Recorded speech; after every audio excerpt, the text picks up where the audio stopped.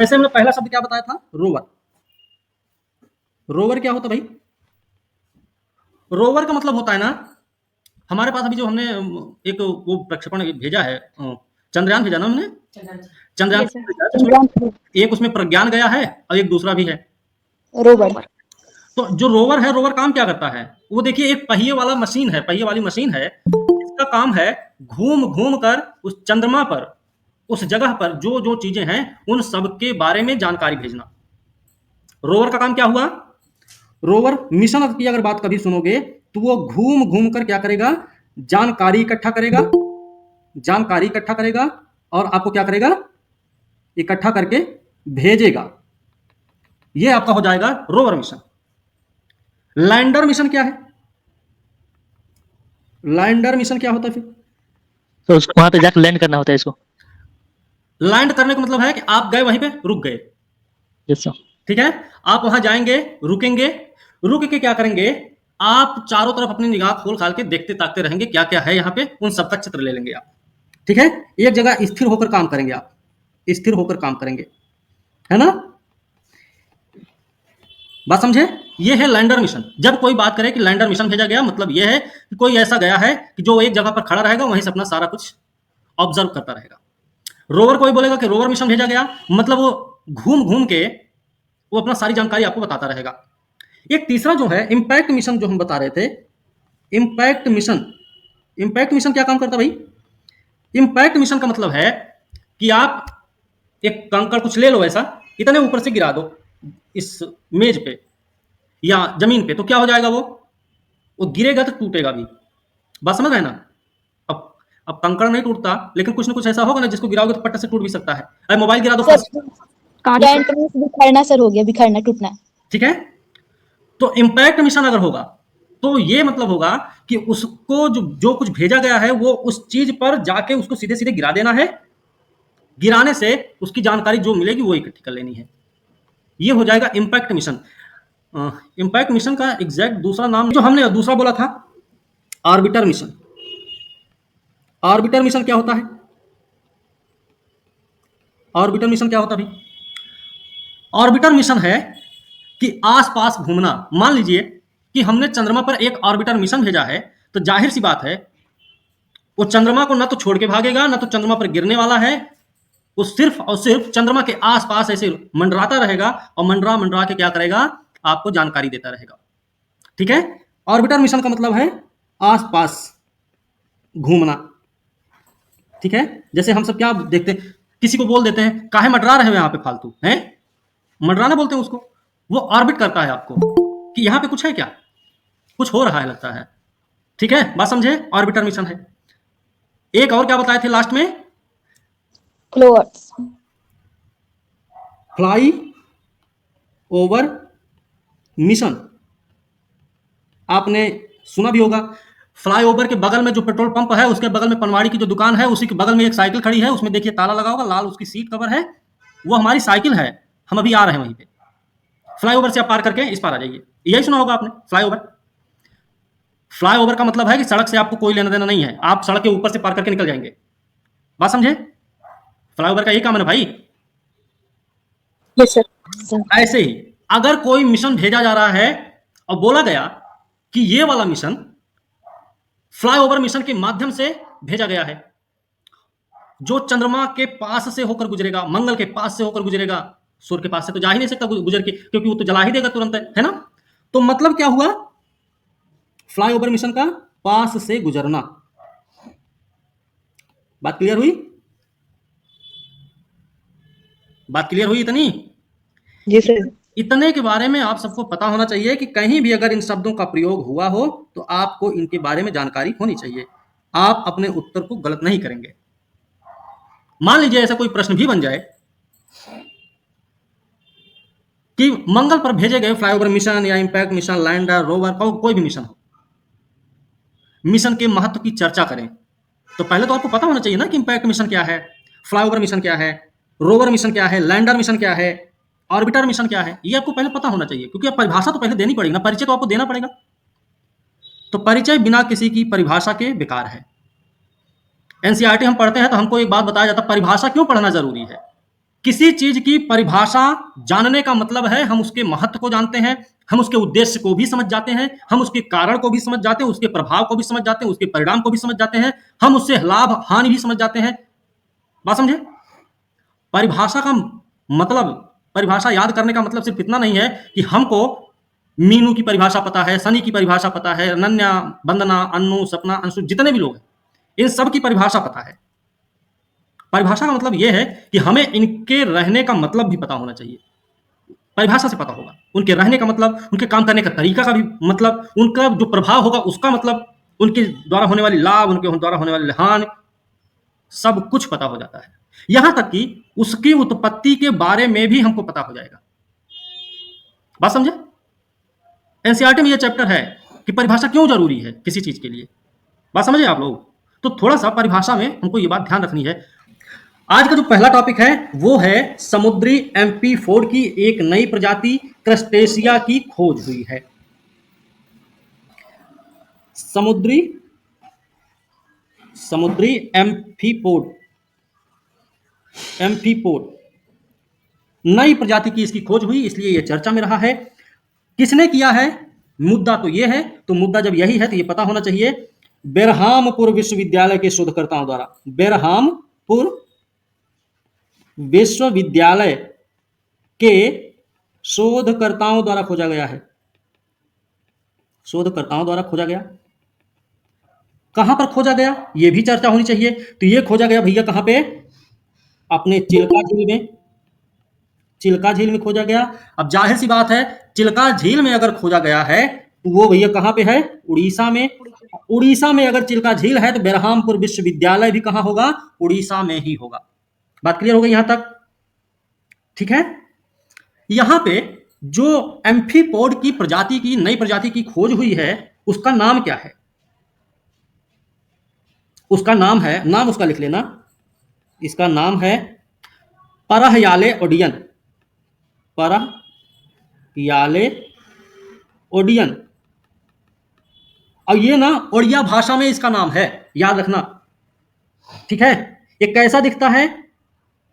झींगा जैसा है। ये झींगा जैसा दिखेगा, झींगा जैसा दिखता है, ये बात भी याद रखनी है। अब एक चीज और याद रखना, ये जो नाम है, ये क्या है? ये क्रस्टेशियन की प्रजाति है। किसकी प्रजाति है? क्रस्टेशियन की प्रजाति है। ठीक है ना? क्रस्टेशियन की प्रजाति है। उपयोग क्या होगा इसका? इसका उपयोग किसमें किया जा सकता है? तो इसका उपयोग लिख लो, विकासात्मक और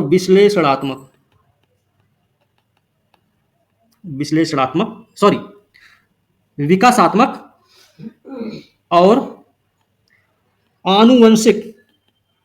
आनुवंशिक विश्लेषण में इसका प्रयोग किया जा सकता है। ठीक है। याद रखना, इसको मॉडल जीव के रूप में वर्गीकृत किया गया है। वर्गीकरण किसमें हुआ इसका? लिख लेना, वर्गीकरण इसका किसमें हुआ है? मॉडल जीव के रूप में। मॉडल जीव के रूप में वर्गीकरण हुआ है। ठीक है ना? याद रखना इसमें। अब इसमें और क्या ध्यान रखने की जरूरत है? देखिए, इसकी संख्या अब इस समय हो गई है 16। ये बात ऐसे ही ध्यान रखना है। रंग की बात करें, रंग कैसा है इसका? भूरा रंग है। लंबाई कितनी है? लंबाई 8 मिलीमीटर है। 8 मिलीमीटर होगी। ठीक है। एक मिनट रुकिए, तो कैसे होगा ये वाला नहीं, ये वाला रहेगा, चलो छोड़ो। 8 मिलीमीटर है। ठीक है। लंबाई कितनी है? 8 mm की है। ये याद रखने की जरूरत है। इसमें पैरों की संख्या कितनी होती है? तो 13 जोड़ी पैर होता है। 13 जोड़ी पैर है इसमें, यह भी ध्यान रखने की जरूरत है। ठीक है। पहली बार इस प्रजाति को कब देखा गया था, कहां पर देखा गया था, तो यह भी इंपॉर्टेंट आपके लिए हो सकता है। देखो, जरूरी यह नहीं है कि यह चर्चा में रहा है तो यही चीजें पूछी जाए जो खोजा गया है। हो सकता है, क्योंकि पैटर्न अच्छा खासा होता है, ट्रेंड है आयोग का, तो जो चीज चर्चा में होती है ना, उससे संबंधित ट्रेडिशनल प्रश्न भी पूछे जा सकते हैं, ऐसी संभावना रहती है। बात क्लियर हुई? तो पहली बार इसको देखा गया है 1899 में। कहां पर देखा गया? वर्जिन द्वीप समूह। वर्जिन द्वीप समूह में देखा गया, ठीक ना। ये कहाँ है सर? ये हमने नॉर्थ अमेरिका पढ़ा था। उत्तरी अमेरिका जब हम पढ़ रहे थे तो उसमें हमने एक वर्जिन द्वीप समूह के बारे में चर्चा की थी, ओल्ड एनसीईआरटी ज्योग्राफी जब हम सब पढ़ रहे थे, ठीक है। ओके सपना, जी सर, जी सर। ये ध्यान रखना है। देखो भाई, ये जो है खारे जल में तो रह ही सकता है, उसके साथ साथ मीठे जल में भी रह सकता है। मीठे जल में भी रह सकता है, खारे और मीठे दोनों जल में रहेगा। ये लिख लेना, यही नीचे ही लिखना, बगल में वैसे मत लिख लेना। ध्यान रखना, कहां पाए जाते हैं, इनका निवास कहां है। इनके निवास की बात करें, उष्ण कटिबंध के साथ साथ समशीतोष्ण कटिबंध, साथ ही साथ अंतर्ज्वारीय और तटीय क्षेत्र में पाए जाते हैं। ये इनका निवास यहां पे है। ओके, ये ध्यान रखना है। इनकी जो लंबाई होती है, एम्फीपोड है ना, समुद्री एम्फीपोड की बात कर रहे हैं ना, तो इनका निवास कहां होता है, यहां पे। इनकी जो लंबाई है, ये तो जो हमारे यहां खोजी गई उसकी लंबाई 8 mm है। इनकी जो एम्फीपोड की का जो लंबाई होता है वो 1 से लेकर 340 mm तक, मिलीमीटर तक होता है। 1 से 340 मिलीमीटर तक की लंबाई इनकी होती है, ठीक है। और याद रखना, ये जो ना होते हैं, ये समुद्री खाद्य श्रृंखला में महत्वपूर्ण भूमिका निभाते हैं।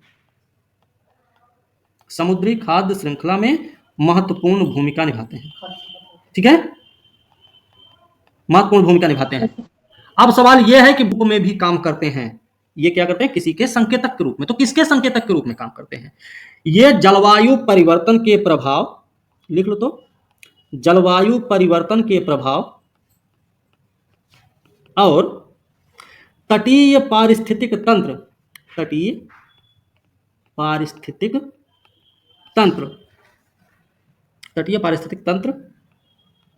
के स्वास्थ्य का अध्ययन करने के लिए, ठीक है, अध्ययन करने के लिए संकेतक के रूप में काम करते हैं। ओके, हो गया, यहां तक क्लियर हुआ। हाल ही में खोजे गए समुद्री एम्फीपोड के बारे में निम्न कथनों पर विचार करके सही उत्तर का चयन करें।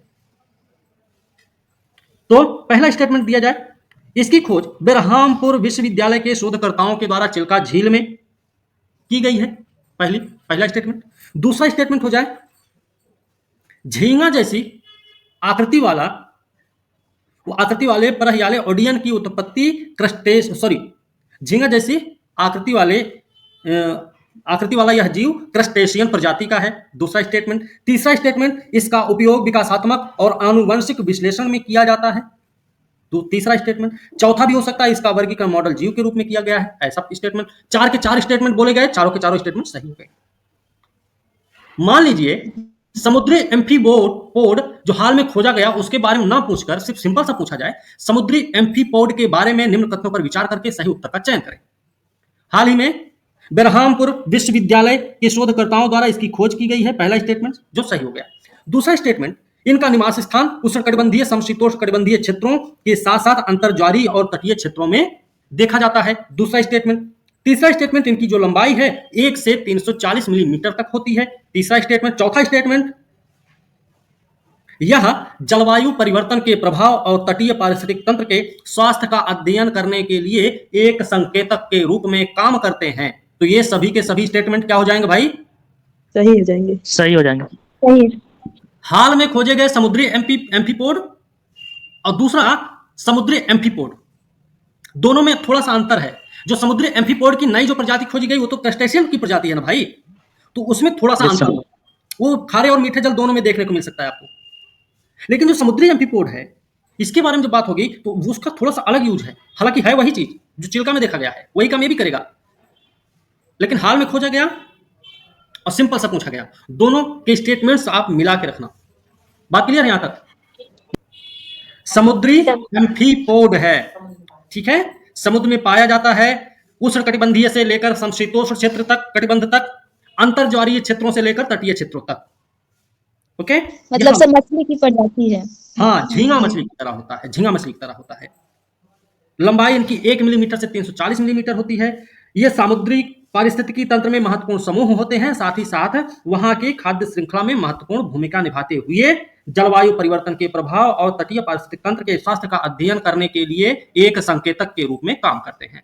ओके, ये आपका है समुद्री एम्फीपोड। ओके, यूएन द्वारा 7 विश्व पुनर्स्थापना फ्लैगशिप को जो मान्यता दी गई वो कहां कहां पर है, तो वो भैया हैं आपके अफ्रीका में है, आपके लैटिन अमेरिका में है, आपके लैटिन अमेरिका में भी है, और लैटिन अमेरिका के साथ साथ भूमध्य सागरीय क्षेत्र, इसके साथ साथ दक्षिण एशिया भी इसमें शामिल है। मतलब इन 4 जगहों के 7 स्थानों को, 7 जगहों को क्या बोला गया, विश्व पुनर्स्थापना फ्लैगशिप। ठीक है, ये है। संयुक्त राष्ट्र ने किया है इसकी घोषणा, यूएन द्वारा की गई है। यूएन द्वारा इसकी घोषणा कहां हुई है, तो केनिया की राजधानी है नैरोबी में, नैरोबी में इसकी घोषणा हुई। ये भी याद रखने की जरूरत है, नैरोबी, देखो इरेज हो गया। ठीक है, नैरोबी में इसकी घोषणा हुई। ओके, आखिर ये है क्या, ये क्या है भाई, इसको शुरू किसने किया है, शुरू किसने किया, तो यूएनईपी, और कोई है क्या इसमें, दूसरा है FAO। ये पूछा जाता है पेपर में, अफ्रीका, लैटिन अमेरिका, भूमध्य सागरीय क्षेत्र, दक्षिण एशिया, सब याद कर लेंगे, नैरोबी में किया गया याद कर लेंगे, यूएन द्वारा किया गया याद कर लेंगे। शुरू किसने किया इस बात को, इस बात को शुरू किया है यूएनईपी ने, संयुक्त राष्ट्र पर्यावरण कार्यक्रम और खाद्य कृषि संगठन के द्वारा मिलकर शुरू किया गया है ये कार्यक्रम। ठीक है, क्लियर, लिख लो इसको, शुरुआत की है। उद्देश्य क्या है, इसका उद्देश्य है कि प्रत्येक महाद्वीप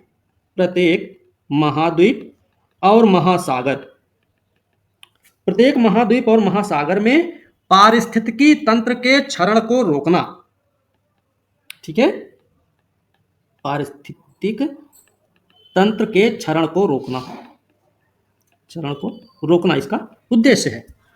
ठीक है, इसमें एक चीज और याद रखना है, ये जो घोषणा हुई है ये संयुक्त राष्ट्र पर्यावरण सभा के 6वें सत्र से पहले की गई है। इसकी घोषणा कब हुई है, संयुक्त राष्ट्र पर्यावरण सभा के 6वें सत्र से पहले की गई। ठीक है ना, कहां पर की गई, यूएनईपी के मुख्यालय, यूएनईपी का मुख्यालय कहां भाई, यूएनईपी का मुख्यालय कहां है, नैरोबी। नैरोबी, ठीक है, तो केनिया की राजधानी नैरोबी है, यहां पर है आपका यूएनईपी का मुख्यालय, यहीं से किया गया। अब ये UNEA6 क्या है, अभी हमने बात किया है, संयुक्त राष्ट्र पर्यावरण सभा, संयुक्त राष्ट्र पर्यावरण सभा और 6वां सत्र क्या है, ये है, लिख लीजिए चाहे तो, पर्यावरण से संबंधित मामलों में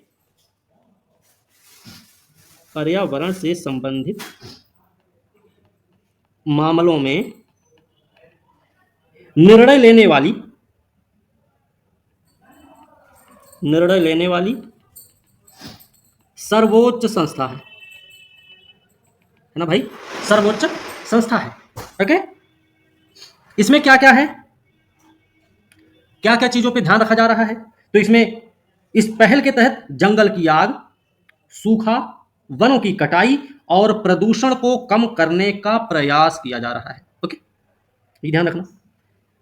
इसके लिए कोई तकनीकी और वित्तीय सहायता दे रहा है, इसके लिए तकनीकी, अच्छा लिख लो। ठीक है,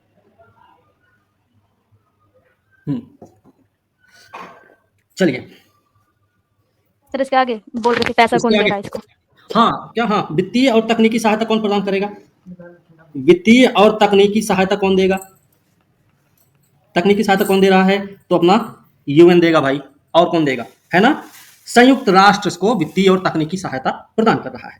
इसके तहत क्या किया जाएगा, 7 नए फ्लैगशिप के लगभग 40 मिलियन हेक्टेयर क्षेत्र को बहाल करने की उम्मीद की गई है इस योजना के तहत। पता होना चाहिए, तो इसमें हम लिख सकते हैं, इसमें आ जाएगा लेबनान, लिख लो इनके नाम, लेबनान आ जाएगा, मोरक्को आ जाएगा, ट्यूनिसिया आ जाएगा, ट्यूनिसिया और तुर्की, तुर्की या तुर्कीये, इसी को तुर्कीये भी कहेंगे, ठीक है, तुर्कीये, ये चारों इसमें शामिल हैं। भूमध्य सागरीय वनों को जो पुनर्स्थापित करने की पहल है, इसके तहत इन 4 देशों को जोड़ा गया इसमें। इसमें क्या क्या होगा भाई? प्राकृतिक आवास रहेगा, ओके, प्राकृतिक आवास, कमजोर पारिस्थितिक तंत्र को संरक्षित और पुनर्स्थापित करने के लिए एक नया दृष्टिकोण बनाया गया है, ठीक है। वनों में और क्या किया जाएगा? घर थोड़ी बनाया जाएगा। पुनर्स्थापित करने का मामला है, मतलब पारिस्थितिक तंत्र के ही से संबंधित कुछ मामला होगा, जंगल से ही संबंधित कुछ मामला है। दूसरी चीज और है इसमें, एक ये याद रखना है, 2017 के बाद से ये वाला लिख लो, इस क्षेत्र में, भूमध्य सागरीय क्षेत्र में बात कर रहे हैं, भूमध्य सागरीय वनों में बात कर रहे हैं कि 2017 के बाद करीब 20 लाख हेक्टेयर, 20 लाख हेक्टेयर वनों को क्या किया गया है? बहाल किया गया है, ठीक है। 2017 के बाद से आज तक की बात है कि 20 लाख हेक्टेयर वनों को बहाल किया गया भूमध्य सागरीय वन क्षेत्र में, ठीक है ना। और याद रखना 2030 तक का लक्ष्य है, 2030 तक का लक्ष्य क्या है? 2030 तक का लक्ष्य है कि करीब 8 मिलियन हेक्टेयर, 8 मिलियन हेक्टेयर से ज्यादा क्षेत्र का पुनर्वनीकरण करने की योजना है। 8 मिलियन हेक्टेयर से अधिक का पुनर्वनीकरण ना, ठीक है ना, ध्यान रखना, पुनर्वनीकरण करने का लक्ष्य है, ठीक है। दूसरा क्षेत्र अपना क्या है? इसमें एक बात करेंगे, कई सारी पहल भी चलाई गई, ये तो भूमध्य सागरीय क्षेत्र से संबंधित है, ठीक है। अब इसमें एक पहल चलाई गई है, अब वो देखो, वो पहल जो है वो आपसे अलग से प्रश्न का एक लेवल तैयार कर रही है। प्रश्न है, पॉइंट है, लिविंग इंडस पहल। ये लिविंग इंडस पहल क्या है? इसी में है, याद रखना भाई, इसके अलग नहीं है। लिविंग इंडस पहल क्या है? इंडस कहां है? इंडस का मतलब अपनी सिंधु नदी, अपनी सिंधु नदी है ना भाई, किसी और की थोड़ी ना है। सिंधु नदी के क्षेत्र को पुनर्स्थापित करना है लिविंग इंडस पहल का उद्देश्य। बात क्लियर हो गई? इंडस से मतलब सिंधु क्षेत्र का मामला है। दूसरी बात याद रखना है, इस पहल, लिविंग इंडस पहल को 2022 में जब COP27 हुआ था, 2022 में COP27 कहां हुआ था? ये तो शर्म अल शेख है ना, शर्म अल शेख में हुआ था। इसमें क्या किया गया था? शर्म अल शेख में लॉन्च किया गया, ठीक है, दुबई में है क्या सर? लॉन्च किया गया। शर्म अल शेख कहां है? यस सर, इजिप्ट में सर, मिस्र में। हाँ, तो मिस्र में है ये, ठीक है। लिविंग इंडस पहल की पहल जो है सिंधु घाटी क्षेत्र के पुनर्स्थापन से संबंधित है। इसकी शुरुआत या इसको लॉन्च किया गया जो संयुक्त राष्ट्र जलवायु परिवर्तन सम्मेलन हुआ था शर्म अल शेख में, COP27 2022 में, उसी दौरान। क्लियर? इसमें क्या है भाई, ध्यान रखना, सबके अपने अपने लक्ष्य हैं। भूमध्य सागरीय वन क्षेत्र का अपना लक्ष्य है, 2030 तक का ही लक्ष्य निर्धारित है, ध्यान रखना। इसमें लिविंग इंडस पहल में 2030 तक का लक्ष्य रखा गया है। क्या लक्ष्य रखा गया 2030 तक? 25 मिलियन हेक्टेयर का, 25 मिलियन हेक्टेयर का लक्ष्य है कि 25 मिलियन हेक्टेयर सिंधु नदी बेसिन क्षेत्र को बहाल करना है 2030 तक। क्या बोला गया है? सिंधु नदी बेसिन क्षेत्र को बहाल करना है, ठीक है ना, हो गया। मतलब एक चीज और याद रखना, ये जो लिविंग इंडस पहल है, लिविंग का मतलब होता है जीवित सिंधु पहल। नॉर्मल तरीके से बोले तो जाहिर सी बात है, ये जो पहल है ये सिंधु नदी को क्या करती है? एक जीवित इकाई के रूप में मान्यता प्रदान करती है, ठीक है ना, ध्यान रखना। इसके अलावा इस पहल में कौन कौन है? इस पहल में देखिए, लिविंग इंडस पहल में आपको ऑस्ट्रेलिया लिख लो तो भाई, लिविंग इंडस पहल में ऐसे ही नीचे लिखो, ऑस्ट्रेलिया, बांग्लादेश के बाद बोलीविया, उसके बाद ब्राजील, कनाडा, इक्वाडोर हो गया। भारत अपना रहेगा ही रहेगा क्योंकि भारत का मामला है, तो भारत हो गया। भारत के साथ साथ न्यूजीलैंड, पेरू भी आपका इसमें रहेगा, साथ ही साथ श्रीलंका। क्या करेंगे? इसी पहल में, ठीक है, यहाँ के क्षेत्रों में जो नदियां बहती हैं उनकी रक्षा के लिए भी उपाय किए गए हैं। ऑस्ट्रेलिया में, Bangladesh, Bolivia, Brazil, Canada, Ecuador, Bharat, New Zealand, Peru, Sri Lanka में बहने वाली नदियों की रक्षा के उपाय भी लिविंग इंडस पहल के तहत किए गए हैं। बात क्लियर हो गई? चलिए अब इधर आते हैं हम सब। कोई दिक्कत भाई किसी को? चल,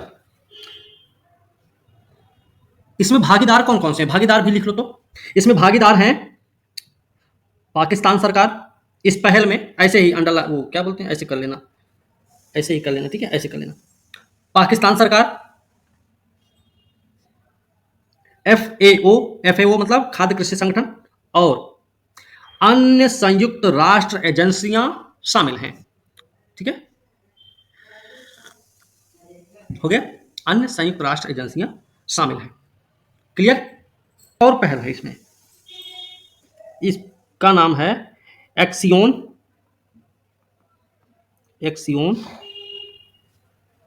एंडिना। एक्सियोन एंडिना, ये क्या है? इसके बारे में भी पता होना चाहिए। देखो ये क्या है ना, ये वैश्विक जलवायु हॉटस्पॉट को बचाने के लिए, इसको लिख लो तो, वैश्विक जल और जलवायु हॉटस्पॉट को बचाने के लिए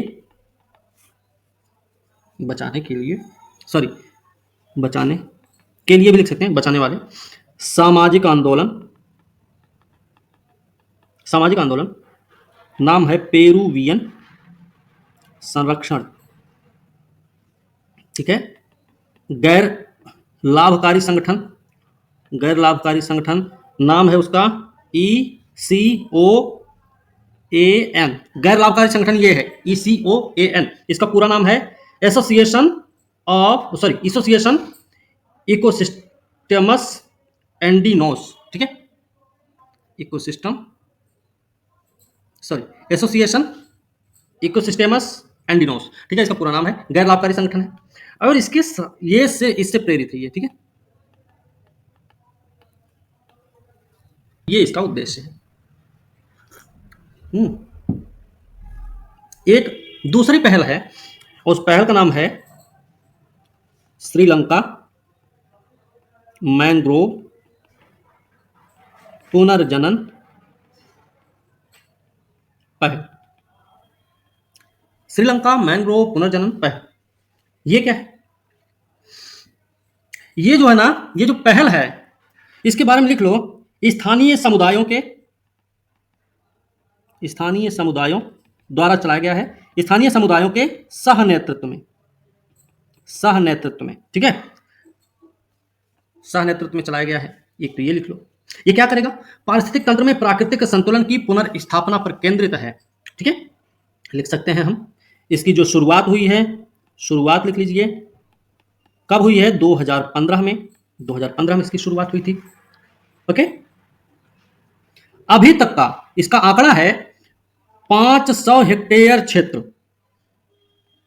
क्षेत्र में मैंग्रोव को पुनर्स्थापित किया गया है। अभी तक 500 हेक्टेयर क्षेत्र में मैंग्रोव को पुनर्स्थापित किया गया है,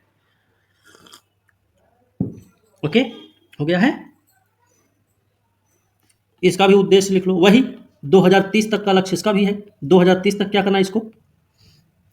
10,000 हेक्टेयर भूमि, 10,000 हेक्टेयर भूमि का क्या करना है? जीर्णोद्धार करना है, ठीक है, ये ध्यान रखना, ओके। इसमें कौन कौन भागीदार हैं? इसके भागीदार के नाम लिख लो, ऐसे वो बना देना। भागीदार कौन कौन है इसके भागीदार हैं, लिख लो। श्रीलंका का पर्यावरण मंत्रालय, श्रीलंका की पहले श्रीलंका का पर्यावरण मंत्रालय इसमें भागीदार है, पर्यावरण मंत्रालय। इसके साथ साथ ऑस्ट्रेलिया भागीदार है। ऑस्ट्रेलिया के साथ साथ यूके, यूनाइटेड किंगडम की बात कर रहे हैं, उत्तराखंड की बात नहीं कर रहे हैं, यूके, और साथ ही साथ USA, ये भागीदार हैं इस पहल के। किसके पहल? कौन सी पहल के? श्रीलंका मैंग्रोव पुनर्जनन पहल के भागीदार हैं, ठीक है भाई, ध्यान रखना। इसी में एक पहल चल रही, और तराई ऐसे करते हैं ना, इनकी संख्या के हिसाब से लिख लेते हैं। देखो पहला हो गया ये है, पहला तो ये हो गया, दूसरा हो गया ये, ठीक है, ऐसे नंबर लिख लो। ये हो गया 3 और ये हो जाएगा 4, ये हो जाएगा 4, अब की बार हो जाएगा 5, ठीक है। पांचवा है तराई आर्क लैंडस्केप पहल। तराई आर्क लैंडस्केप पहल है। ये क्या है, इसका उद्देश्य क्या है, तो इसका उद्देश्य पहले लिख लिया जाए। इसका उद्देश्य है, लिखिएगा, नागरिक वैज्ञानिकों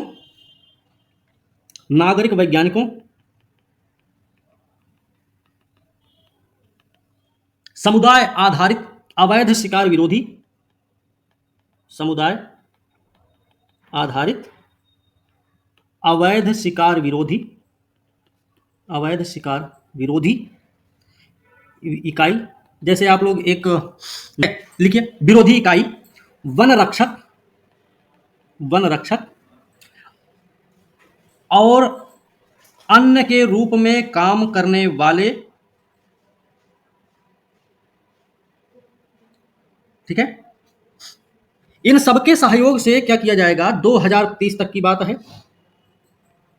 अच्छा एक चीज और याद रखना, चलिए तो क्या है 2030 तक क्या करना, इसमें भारत और नेपाल, लिख लीजिए, भारत नेपाल के तराई क्षेत्र में, भारत नेपाल के तराई क्षेत्र में लगभग 3.5 लाख हेक्टेयर क्षेत्र में वनों को पुनर्स्थापित करना, ठीक है। अब इसमें देखिए, इस पहल के तहत नेपाल में कितना किया जाएगा, तो नेपाल में कितना किया जाना भाई, नेपाल में लिख लो तो 66,800 हेक्टेयर क्षेत्र में, ठीक है, हेक्टेयर क्षेत्र में किया जाएगा नेपाल में, बाकी जो बचा वो भारत में होगा। फिर बात क्लियर। इसके भागीदार कौन कौन है, इसके भागीदार देखिए, सबके अपने अपने भागीदार हैं, इसके भी कोई भागीदार है। जैसे एक नाम आप सुने होंगे WWF, WWF का नाम सुना आपने, ठीक है, world wide fund for nature, ठीक है। उसके बाद नेपाल इसमें भागीदार, ठीक है। ये दोनों, एक चीज और याद रखना, प्राथमिक भागीदार के रूप में हो सकते हैं, ये प्राथमिक भागीदार, ऐसा भी हो सकता है, पूछ लिया जाए या पता चले वहां पे प्राथमिक आ जाए तो अच्छा तो बता ही नहीं, कैसे ऐसे हो जाएगा, ठीक है, ठीक है, ध्यान रखना। अब आर्क लैंडस्केप की बात हो रही है, तो आर्क लैंडस्केप अपने कहां पे है, भारत नेपाल में है। लगभग 5 मिलियन हेक्टेयर क्षेत्र में विस्तृत है ये ध्यान रखना है। यहां पे क्या मिलता है, यहां पे आपको बाघ देखने को मिल जाएगा, गैंडा देखने को मिल जाएगा, और भी प्रजातियों के जीव जंतु यहां पे देखने को मिल जाएंगे आपको, ठीक है।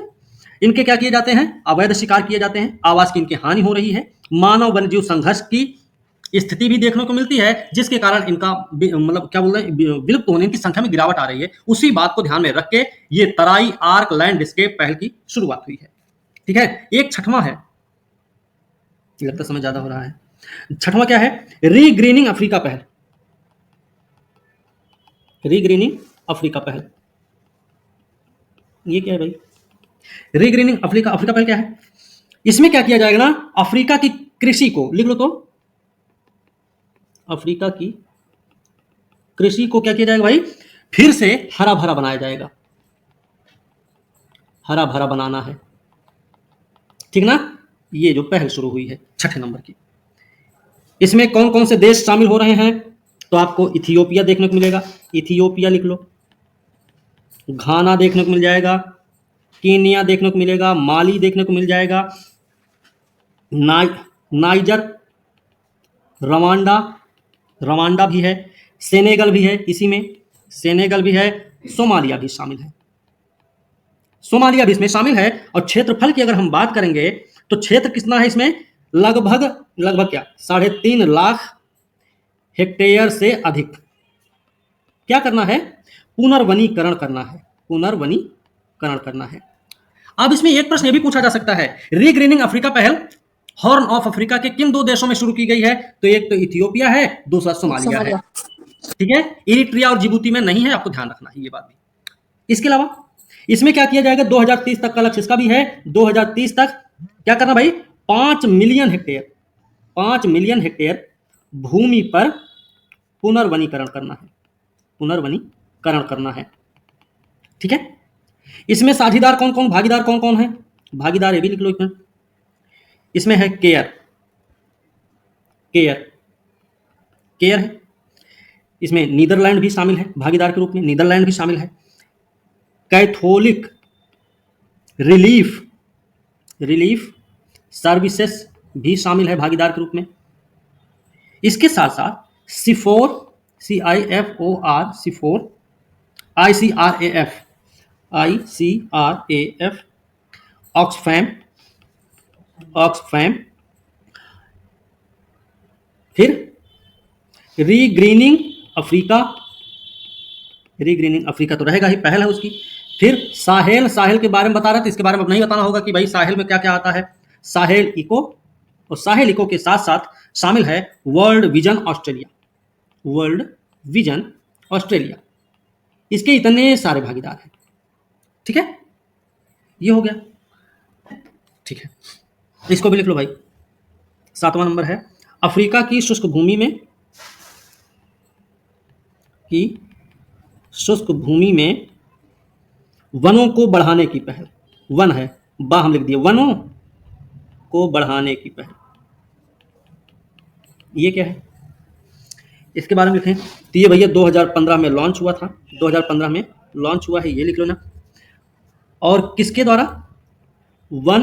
एक मिनट, ये 2015 में लॉन्च किया गया वन उद्यान कार्यक्रम के तहत,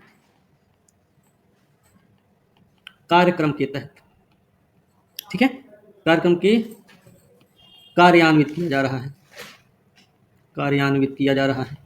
ठीक है, कार्यान्वित किया जा रहा है। 2015 में लॉन्च वन उद्यान कार्यक्रम के द्वारा कार्यान्वित किया जा रहा है। एक चीज ये लिख लेना, इसका उद्देश्य क्या है? 2030 तक क्या करना है? 2.29 लाख हेक्टेयर क्षेत्र तक वनों को बढ़ाना है। इसमें देश कौन कौन से शामिल होंगे? तो कैमरून आ जाएगा, मध्य अफ्रीकी गणराज्य आ जाएगा, इसके अलावा चाड, गाम्बिया, केन्या, माली, सेनेगल, युगांडा और तंजानिया। ठीक है, इतने देश इसमें शामिल होंगे। अब इसके भागीदार कौन कौन से हैं? इसमें भागीदार के रूप में अगर बात करेंगे तो यहाँ पे जो अफ्रीका के किसान हैं हर साल लाखों पेड़ लगाते हैं। ठीक है, इसके तहत अफ्रीका की शुष्क भूमि में वनों को बढ़ाने की पहल के तहत क्या करते हैं, यहाँ के जो किसान हैं हर साल लाखों पेड़ लगाते हैं। ठीक है ना, ये हो गया आज का। ये चर्चा में क्यों रहा है? क्योंकि अभी MSP की कानूनी गारंटी के लिए किसान आंदोलन चल रहे हैं, तो उन्होंने क्या किया है, राष्ट्रीय किसान आयोग की सिफारिशों को लागू करने की मांग कर रखी है। ठीक है, और सिफारिश में क्या कहा गया था, मेन बात ये है, तो राष्ट्रीय आयोग की जो सिफारिश थी उसमें कहा गया था कि MSP जो होगा ना वो उत्पादन की भारित औसत लागत से कम 50% होना चाहिए। ये राष्ट्रीय किसान आयोग की बात थी। ठीक है, अब बात ये आती है कि राष्ट्रीय किसान आयोग का गठन कब किया गया था, लिख लीजिएगा थोड़ा सा। राष्ट्रीय किसान आयोग का गठन हुआ है 2004 में। ठीक है, राष्ट्रीय किसान आयोग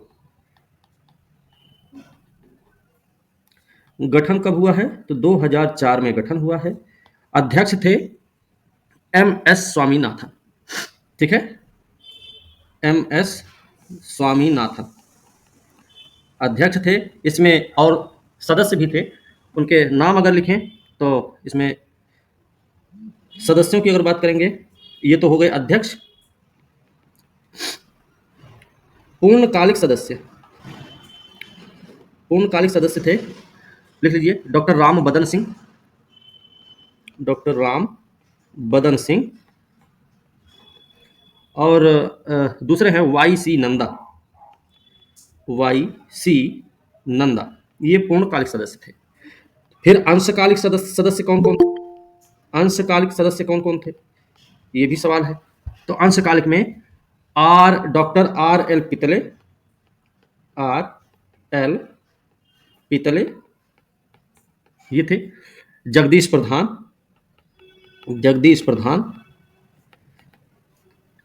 चंदा निम्बकर थे, और साथ साथ अतुल कुमार, ये कौन थे? अंशकालिक सदस्य थे।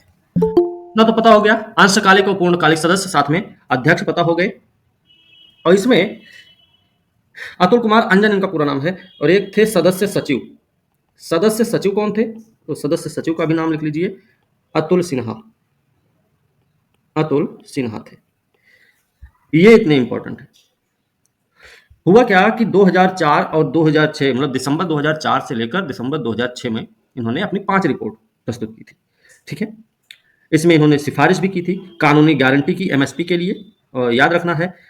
और इसमें एक चीज और याद रखना कि पूछा जाता है, ये न्यूनतम समर्थन मूल्य को लागू कौन करता है, तय कौन करता है? न्यूनतम समर्थन मूल्य को तय कौन करता है? कई बार पेपर में भी पूछा गया है। तो न्यूनतम समर्थन मूल्य को तय करने का काम है कृषि लागत मूल्य आयोग का। ये बात आपको ध्यान रखनी है, कृषि लागत मूल्य आयोग इसकी बात करता है। ठीक है, इसे तय करता है। अब इसमें एक चीज और याद रखना है, कृषि कानून में जो सुधार था, जो रिपोर्ट लाई गई कृषि कानून में सुधार से संबंधित, इसका शीर्षक क्या था, ये आपसे पूछा जा सकता है। तो शीर्षक है संकट से विश्वास तक। शीर्षक इसका लिख लीजिए, संकट से विश्वास तक। ये हो गया। ठीक है, संकट से विश्वास तक इसका शीर्षक हो गया। ठीक है, इसमें और इम्पोर्टेंट टीचर का नाम है हाँ, ये शीर्षक है कृषि कानून में। उस पोर्टल का नाम है ई जागृति पहल, सॉरी ई जागृति पोर्टल। ये कुछ है, क्या है ये? उपभोक्ता मामले विभाग भारत सरकार ने सभी हितधारकों को ई जागृति पोर्टल की विशेषताओं से परिचित कराने के लिए क्षमता निर्माण कार्यशाला का आयोजन किया था। तो कार्यशाला का आयोजन किसने किया? उपभोक्ता मामला विभाग ने, उपभोक्ता मामले के विभाग ने किया था। ठीक है, सभी हितधारकों के लिए किया था। इसमें इतना ध्यान रखना है। और इसमें एक चीज और याद रख सकते हैं, ई जागृति जो पोर्टल है वो क्या काम करेगा, ये लिख लीजिए। ये उपभोक्ता मामला खाद्य और सार्वजनिक वितरण मंत्रालय की पहल है। पहल इसकी है भाई। ठीक है, किस लिए इसको डिजाइन किया गया है? तो डिजाइन करने का मतलब था ग्राहकों के अनुभव को बेहतर बनाना। ठीक है, ग्राहकों के अनुभव को बेहतर बनाने के लिए इस पोर्टल को लॉन्च किया गया है, डिजाइन किया गया है। ठीक है ना, ये आपको इतना भी याद रखना है। इसमें क्या होगा, उपभोक्ता शिकायत प्लेटफॉर्म, मतलब online case monitoring system OCMS, ई दाखिल राष्ट्रीय उपभोक्ता विवाद निवारण आयोग, केस मॉनिटरिंग सिस्टम, मध्यस्थता एप्लीकेशन को एक ही प्लेटफॉर्म पर लाना था। ठीक है, इसमें किसको किसको एक साथ लाना था भाई, ये आप चाहे तो इसमें केस फाइलिंग, ऑनलाइन शुल्क भुगतान, ध्यान रखिएगा, इन सबका निपटान होगा इसके माध्यम से। ई केस फाइल भी किया जाएगा और साथ ही साथ ऑनलाइन शुल्क का भुगतान भी हो सकता है। ठीक है, और इसमें इसका लाभ अगर देखा जाए, लाभ क्या, इसके आने से सबसे बड़ा फायदा क्या होगा, जो उपभोक्ता आयोग में लंबित मामले हैं उनको कम किया जा सकता है। लिख लीजिए, उपभोक्ता मामले, सॉरी उपभोक्ता आयोग में लंबित मामलों का निपटान। ठीक है, एक तो ये सबसे बड़ा फायदा है। ठीक है, एक तो ये हो गया। उसके अलावा ये क्या करेगा, उपभोक्ता शिकायतों के सुविधाजनक और सुलभ समाधान के लिए वर्चुअल कोर्ट सुविधा को भी एकीकृत करेगा। मतलब वर्चुअल कोर्ट की सुविधा प्रदान करेगा ये, वर्चुअल कोर्ट की सुविधा, मतलब समझ रहे हैं ना। साथ ही साथ जो मामलों के निपटान में इतना देरी होती है ना, उनको क्या करेगा, निपटान के समय को कम कर देगा, मामलों के निपटान के समय को कम कर देगा, कम करेगा। ये भी ध्यान रखने की जरूरत है। साथ ही साथ अब जब कम समय को कम करेगा, मतलब क्या है, तेजी आएगा निर्णय लेने में और निपटान मामले को बेहतर बनाएगा फिर ये। ठीक है, इतना हमको ध्यान रखना है, इसके ये लाभ हैं। अब हम अगर बात करें राष्ट्रीय उपभोक्ता विवाद निवारण आयोग, क्या है ये? राष्ट्रीय उपभोक्ता विवाद निवारण आयोग क्या है भाई? अभी क्योंकि इसमें हमने आपसे बात किया है कि इस पोर्टल के माध्यम से ये सारी सुविधाएं एक साथ मिलेंगी। तो फिर राष्ट्रीय उपभोक्ता विवाद निवारण आयोग की जो बात आई है तो है क्या, ये भी हमको पता होना चाहिए। इसी में वो भी देख लेंगे, राष्ट्रीय उपभोक्ता विवाद निवारण आयोग। ये क्या है भाई? पहली बात तो ध्यान रखना, ये एक अर्ध न्यायिक निकाय है। अर्ध न्यायिक निकाय है 1988 में स्थापित हुआ है, याद रखना। किसके तहत स्थापित किया गया? उपभोक्ता संरक्षण अधिनियम, लिख लीजिए, उपभोक्ता संरक्षण अधिनियम 1986 के तहत स्थापित है, ठीक है ना। मुख्य कार्यालय कहाँ इसका, मुख्यालय कहाँ है? तो मुख्यालय इसका नई दिल्ली में है। नई दिल्ली में है भाई, नई दिल्ली में है, ये याद रखना। इसका नेतृत्व कौन करते हैं, या फिर बोले तो इसके अध्यक्ष कौन होते हैं? तो इसके अध्यक्ष होते हैं सुप्रीम कोर्ट के, चाहे वो वर्तमान में हो या फिर सेवानिवृत्त हो, न्यायाधीश हो सकते हैं, या फिर उच्च न्यायालय के वर्तमान या सेवानिवृत्त मुख्य न्यायाधीश। मतलब सुप्रीम कोर्ट के न्यायाधीश कैसे? वर्तमान या सेवानिवृत्त मतलब सेवा मुक्त जो हो, ठीक है। या फिर कौन होंगे? हाई कोर्ट के मुख्य न्यायाधीश होंगे, वर्तमान या सेवानिवृत्त, ठीक है। ये बात याद रखनी है, समझ में आया? हाँ, वो नाम है ई दाखिल पोर्टल, है ना। ई दाखिल का भी नाम लिए थे ना इसमें हम, ई दाखिल पोर्टल। हाँ बोलिए ना भाई। सर याद रखना, राष्ट्रीय आयोग के पास 2 करोड़ से अधिक मूल्य की शिकायत पर विचार करने का अधिकार है। उपभोक्ता संरक्षण अधिनियम 1986 की धारा 21 में यह प्रावधान है कि जो राष्ट्रीय आयोग है उसके पास 2 करोड़ से अधिक मूल्य, मतलब 2 करोड़ से कम मूल्य का नहीं या 2 करोड़ तक का नहीं, 2 करोड़ से अधिक का अगर मामला है, उसकी शिकायत हुई है, तो उस पर क्या करेगा? विचार करने का अधिकार है आयोग के पास। दूसरी बात, राज्य आयोग या जिला के जो मंच हैं उनके आदेशों से अपीलीय और पुनरीक्षण क्षेत्राधिकार प्राप्त करते हैं। कोई भी उपभोक्ता है, अगर वो व्यक्ति इनके आदेश का इंतजार करते करते 30 दिन की अवधि बिता लेता है और उस पर कोई कार्रवाई नहीं होती है, तो उस व्यक्ति को 30 दिन के बाद मतलब सर्वोच्च न्यायालय में अपील करने का अधिकार प्राप्त है, ठीक है। हम बनेंगे द्रोणाचार्य। गुड इवनिंग, ठीक है। तो ई दाखिल पोर्टल क्या है? ई दाखिल पोर्टल क्या भाई? उपभोक्ता शिकायत के ऑनलाइन निवारण के लिए राष्ट्रीय उपभोक्ता विवाद निवारण आयोग के द्वारा 2020 में लॉन्च किया गया है। ई दाखिल पोर्टल किसके द्वारा लॉन्च किया गया? राष्ट्रीय उपभोक्ता विवाद निवारण आयोग के द्वारा, मतलब NCDRC द्वारा लॉन्च किया गया है। कब किया गया लॉन्च इसको? 7 सितंबर 2020 को, 7 सितंबर 2020 को लॉन्च किया गया है। किस लिए लॉन्च किया गया भाई? उपभोक्ता शिकायतों के ऑनलाइन निवारण के लिए। किसके द्वारा किया गया? राष्ट्रीय उपभोक्ता विवाद निवारण आयोग के द्वारा 2020 में लॉन्च हुआ है। ई दाखिल पोर्टल नाम है इसका। इसमें क्या होगा भाई? इसमें कई सारी सुविधाएं हैं। जैसे सुविधाओं की अगर बात करें, सुविधा आप लिखना चाहें तो लिख सकते हैं। सुविधा क्या क्या है इसमें? उपभोक्ता शिकायतें दर्ज करने के लिए इस डिजिटल सॉफ्टवेयर में ई नोटिस क्या कर सकते हैं? ई नोटिस आपका हो गया। केस दस्तावेज डाउनलोड लिंक, वर्चुअल सुनवाई लिंक। इसके अलावा प्रतिवादी पक्ष द्वारा लिखित प्रतिक्रिया दाखिल करना, लिखित प्रतिक्रिया होगी, याद रखना, लिखित प्रतिक्रिया दाखिल करना। और शिकायतकर्ता द्वारा क्या किया जाएगा? शिकायतकर्ता द्वारा प्रत्युत्तर भेजना, साथ ही साथ SMS, ईमेल के माध्यम से अलर्ट। क्या है? SMS या ईमेल के माध्यम से अलर्ट सुविधा इसमें प्रदान की गई है।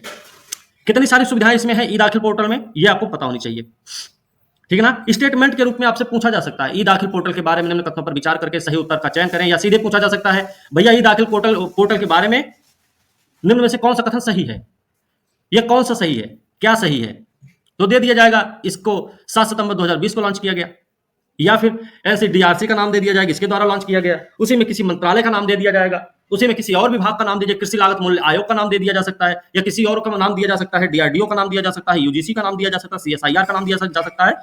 लेकिन हमको पता है कि इसको लॉन्च किया है एनसीडीआरसी ने, राष्ट्रीय उपभोक्ता विवाद निवारण आयोग ने लॉन्च किया है 7 सितंबर 2020 को। किसके लिए किया था? उपभोक्ता शिकायतों के ऑनलाइन निवारण के लिए। ठीक है ना? क्लियर है? जी सर। ठीक है। अब इसमें क्या और है, इसमें और भी क्या सुविधाएं हैं? देखिए, सुविधा तो एक ये हो गई कि नोटिस भेज दिया जाएगा, केस डाउनलोड कर सकते हैं, दस्तावेज, वर्चुअल सुनवाई मिल जाएगी, इनको प्रतिवादी पक्ष जो है लिखित प्रतिक्रिया दे देगा, शिकायतकर्ता उसका प्रत्युत्तर भेजेगा, एसएमएस मेल से क्या हो जाएगा, उसको अलर्ट सुविधा प्रदान की जाएगी। इसके अलावा उपभोक्ता आयोगों को शिकायतों की ऑनलाइन जांच करने, उपभोक्ता शिकायत आयोग के लिए क्या है इसमें, उपभोक्ता शिकायत इसके माध्यम से क्या करेगा, उपभोक्ता आयोग इसके माध्यम से क्या काम कर लेगा, तो शिकायतों की ऑनलाइन जांच कर लेगा, शिकायत की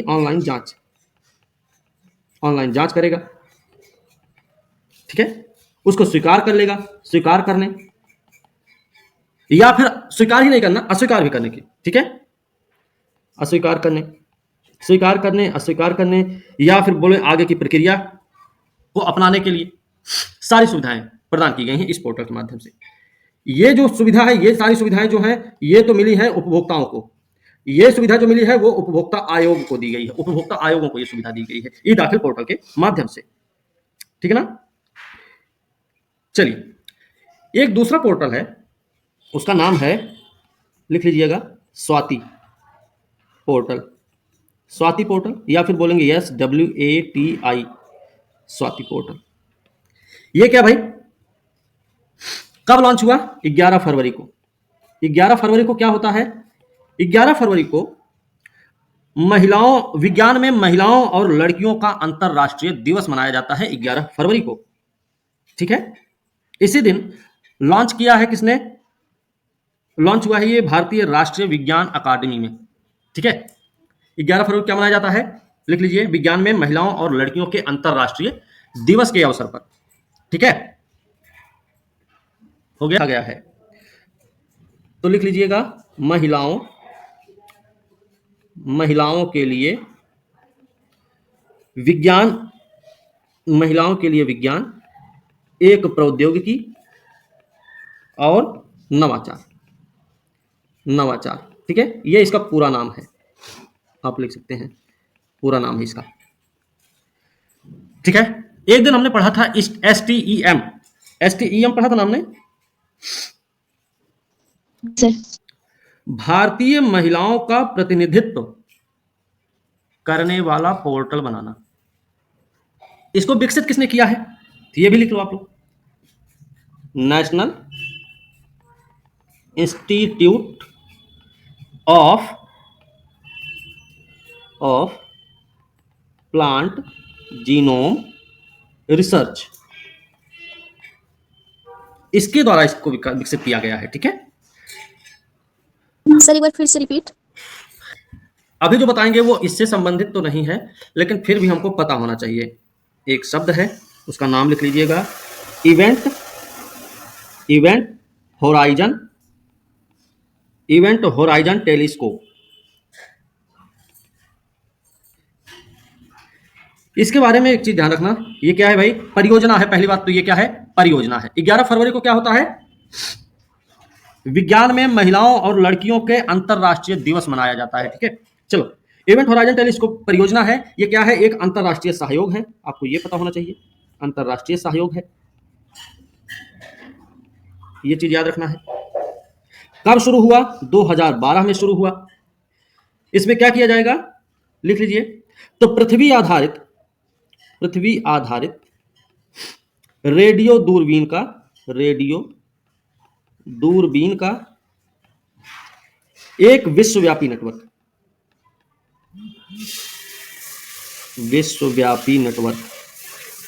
ठीक है, जो क्या करेगा? अंतरिक्ष में सामान्य वस्तु का अध्ययन करने के लिए काम करता है। ठीक है, इसमें एक नाम आता है लीगो यूएस लिखा गया है, तो मतलब ये यूएसए का है। ठीक है, एक है दूसरा वर्गो क्या है? वर्गो कहाँ का है? वर्गो आपका इटली का है, ये भी आप लिख लो। एक है कागरा, कागरा, कागरा कहाँ का है? तो जापान का है भाई। एक है लीगो इंडिया, लीगो इंडिया, ये क्या है? ये भारत का है, सिंपल सी बात है, भारत नाम ही लिखा गया है। लेकिन याद रखना ये अभी तैयार नहीं, निर्माणाधीन है ये, मतलब अभी तैयार किया जा रहा है, ठीक है। ये वेधशालाएं हैं कुछ, इनके बारे में हमको पता होना चाहिए, ठीक है। अब ये कैसी वेधशालाएं हैं? ये जो वेधशालाएं हैं ये ब्लैक होल और गुरुत्वीय तरंगों के अध्ययन से संबंधित वेधशालाएं हैं। ये सब की सब, चारों की चारों क्या है? ब्लैक होल और गुरुत्वीय तरंगों के अध्ययन से संबंधित है, ठीक है। ओके, स्पेस सैटेलाइट के बारे में, स्पेस एक्स का कुछ प्रोग्राम है। ये स्पेस एक्स का कोई प्रोग्राम है, और ये प्रोग्राम कैसा है? समुद्र, वायुमंडल, जलवायु की निगरानी के लिए, ठीक है। किसकी किसकी निगरानी? समुद्र, वायुमंडल और जलवायु, इनकी निगरानी के लिए, ठीक है। स्पेस एक्स ने लॉन्च किया है, लेकिन याद रखना ये किसका है? ये नासा का है, नासा का है। ये नासा का सैटेलाइट है, स्पेस एक्स ने लॉन्च किया है समुद्र, वायुमंडल, जलवायु निगरानी के लिए। कब किया है? फरवरी 2024 में किया। उद्देश्य क्या है इसका? इसका उद्देश्य पता होना चाहिए हमें, वैसे मोटा मोटा पता हो गया होगा इसका उद्देश्य क्या है। देखिए, ये लगातार 3 साल तक काम करेगा, 3 साल तक काम करेगा, ठीक है। 676 किलोमीटर की ऊंचाई तक समुद्र के ऊपर होगा, वायुमंडल का भी अध्ययन करेगा, ठीक है। 3 साल तक 676 किलोमीटर की ऊंचाई तक समुद्र, मतलब महासागर और वायुमंडल का अध्ययन करेगा, पहली चीज है। इसमें 3 उपकरण लगाए गए हैं। 3 में से 2 उपकरण ऐसे होंगे, 3 में से 2 उपकरण क्या करेंगे? रोज पृथ्वी का अवलोकन करेंगे, पृथ्वी का अवलोकन करेंगे, ये ध्यान रखना है। और जो तीसरा है, तीसरा मतलब 2 तो यही हो गए, एक जो तीसरा वाला होगा वो क्या करेगा? तो वो मासिक आधार पर आंकड़ा जुटाएगा, ठीक है। 2 तो रोज रोज अपना आंकड़ा देते रहेंगे, लेकिन जो तीसरा वाला है वो मासिक आधार पे महीना महीना अपना आंकड़ा देता रहेगा, ठीक है। इससे और क्या होगा? जलवायु में जो परिवर्तन हो रहा ना, उसकी जानकारी, जलवायु परिवर्तन की जानकारी प्राप्त होगी इससे हमें, ठीक है। जलवायु परिवर्तन की जानकारी मिलेगी। साथ ही साथ अब जलवायु परिवर्तन हो रहा है, कहीं ना कहीं तापमान बढ़ने के कारण भी जलवायु परिवर्तन हो रहा है, तो उसकी भी जानकारी देगा ये, ठीक है ना, ध्यान रखना। अब इसमें एक चीज और करेंगे, रुकिए तो, ठीक है। ये तो आप लिख लो, महासागरीय जीव विज्ञान का अध्ययन करने वाला एक सबसे अभी तक का लॉन्च किया गया सबसे उन्नत मिशन हुआ है आपका स्पेस सैटेलाइट। दूसरी एक चीज याद रखना, अभी तक जितने भी पृथ्वी अवलोकन उपग्रह भेजे गए हैं उन सब के बारे में कि वो 7 या 8 रंगों की पहचान कर पाते हैं, ठीक है। इसमें कुछ एक्स्ट्रा होगा। इसमें क्या है? पेस क्या करेगा? पेस करीब 200 रंगों की पहचान कर सकता है। अभी तक जो छोड़े गए हैं वो कितने कर सकते हैं? 7 या 8 रंग। पेस क्या करेगा? 200 रंगों की पहचान करेगा, ठीक है भाई, ये भी आपको ध्यान रखने की जरूरत है। साथ ही साथ जलवायु परिवर्तन के साथ साथ ये समुद्री जो प्लैंक्टन्स होते हैं ना, फाइटोप्लैंक्टन्स, उन पर पड़ने वाले प्रभाव का भी विवरण देगा, ठीक है। ये भी ध्यान रखना है कि जलवायु परिवर्तन से फाइटोप्लैंक्टन पे क्या प्रभाव पड़ रहा है, उसका भी अध्ययन करेगा ये, ठीक है। ये कुछ चीजें इसमें हैं, बाकी कुछ नहीं। ओके, कब लॉन्च हुआ है? प्रधानमंत्री जी द्वारा किया गया है, और ये किया गया है 12 फरवरी को, 12 फरवरी 2024 को भी लॉन्च हुआ है। इतना हमें ध्यान रखना है। इसका फुल फॉर्म क्या है? इसका फुल फॉर्म है यूनिफाइड पेमेंट इंटरफेस, है ना, यूपीआई। इससे पहले यूपीआई का यूज कहाँ कहाँ किया जा रहा है? तो यूपीआई का यूज अगर देखेंगे तो इससे पहले सिंगापुर, लिख लीजिए सिंगापुर, यूएई, नेपाल, भूटान, है ना, हाल फिलहाल में फ्रांस में भी इसको कर दिया गया है, ठीक है ना। ये आपको याद रखना है। क्या क्या फायदा होगा ये यूपीआई के बारे में थोड़ा सा जान जाते हैं। जैसे यूपीआई सिस्टम क्या करता है? रियल टाइम फंड ट्रांसफर करता है, ठीक है। यूपीआई क्या करता है? रियल टाइम फंड ट्रांसफर करता है। एक एप्लीकेशन में कई सारे बैंक अकाउंट्स लिंक किए जा सकते हैं। किसी को पैसा भेजना है तो आपको सिर्फ उसके मोबाइल नंबर, अकाउंट नंबर या फिर यूपीआई आईडी की जरूरत पड़ती है। हमको पैसा भेजते कैसे भेजते हो? हमारे नंबर पे भेज देते हो या फिर हमारी आईडी यूपीआई आईडी ले लेते हो? नहीं, ऐसे करते हो। ठीक है, याद रखना है यूपीआई को आईएमपीएस के मॉडल पर डेवलप किया गया है और इसलिए यूपीआई ऐप के जरिए आप 24/7 बैंकिंग कर सकते हैं। अरे भैया 2016 में इसको लॉन्च किया गया है, 11 अप्रैल को। तारीख लिख लो, 11 अप्रैल 2016 को यूपीआई लॉन्च हुआ है। ठीक है, ये ध्यान रखना। अभी तक की बात करें, कितने कितने देशों ने इसको लॉन्च किया है? तो लॉन्च किसने किया है? फ्रांस, लिख लो, फ्रांस में लॉन्च हो गया है। ठीक है, और मॉरिशस में भी लॉन्च हो गया है, मॉरिशस में लॉन्च हो गया, अपने श्रीलंका में भी लॉन्च हो गया है। ठीक है, अब देखिए डिस्कशन फेज में किसके किसके साथ है। डिस्कशन फेज बातचीत मतलब चल रही है अभी, तो उसमें इंडोनेशिया डिस्कशन फेज में कौन कौन है? इंडोनेशिया है, लैटिन अमेरिका है और अफ्रीका है। ठीक है, इंडोनेशिया, लैटिन अमेरिका और अफ्रीका, ये सब डिस्कशन फेज में चल रहे हैं, मतलब इन सबसे बातचीत हो रही है। इसके अलावा रूस के साथ एग्रीमेंट साइन हुआ है, रूस के साथ एग्रीमेंट साइन हुआ है। सिंगापुर के साथ करार किया गया है, करार हो चुका है, और यूएई के साथ एमओयू हुआ है। ठीक है, विश्व प्रजाति रिपोर्ट, विश्व प्रवासी प्रजाति रिपोर्ट, यह अलग से टॉपिक है। प्रजाति रिपोर्ट ये क्या है? पहली बात तो याद रखना, यूएन द्वारा लॉन्च किया गया है, वो भी पहली बार ऐसी कोई रिपोर्ट जारी की गई है, ये याद रखने की जरूरत है। 12 फरवरी को हुआ है। किसके कौन से समय था वो? 12 फरवरी को क्या था, लिख लीजिएगा। उज्बेकिस्तान में क्या हो रहा था? वन्य जीव सम्मेलन के दौरान 12 फरवरी, तारीख भी ध्यान रखो, उज्बेकिस्तान में वन्य जीव सम्मेलन के दौरान ये रिपोर्ट आई है यूएन के द्वारा, वो भी पहली बार। ठीक है, इसमें क्या बताया गया रिपोर्ट में? रिपोर्ट में बताया गया है 5 में से 1 प्रवासी प्रजाति पर विलुप्त होने का खतरा है। क्या बताया गया रिपोर्ट में? 5 में से 1 प्रवासी प्रजाति के विलुप्त होने का खतरा है, इस रिपोर्ट में ये बताया गया, ये ध्यान रखना इसमें। ठीक है, अब इसमें रिपोर्ट में जो प्रमुख तथ्य हैं वो कौन कौन से हैं, इसके प्रमुख तथ्य देख लें। तो एक लिख लीजिए, परिशिष्ट वन, ये क्या है भाई? इसमें जितने भी सूचीबद्ध हैं प्रजातियां, उनमें से 82% प्रजातियों के विलुप्त होने का खतरा है। परिशिष्ट